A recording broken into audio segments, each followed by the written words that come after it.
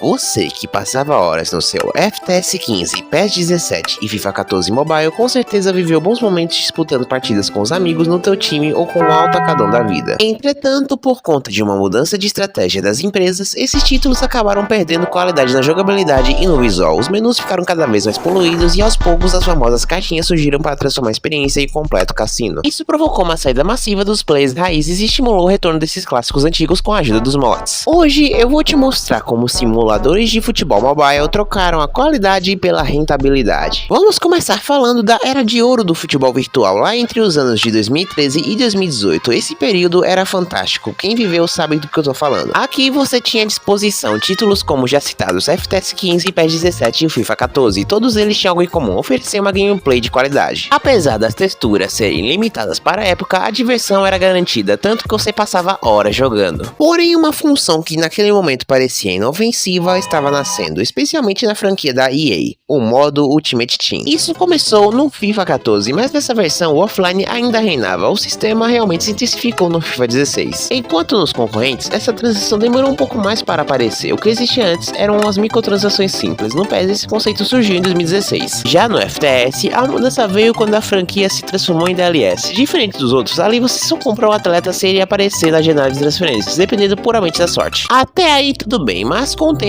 o visual foi evoluindo enquanto a jogabilidade se tornava mais arcade do que uma simulação real. No lugar de uma interface limpa e direta, surgiu uma tela poluída que a cada segundo te obriga a clicar em algum banner. Para piorar, os usuários na busca por competitividade começaram a usar dinheiro real para melhorar o elenco. Com isso, as desenvolvedoras enfim colhiam o que plantavam, um sistema onde quanto mais você perde, mais se sente tentado a gastar, o famigerado cassino. Esse mecanismo mexeu em muito com a dinâmica dos confrontos, forçando o sistema a fazer coisas como isso.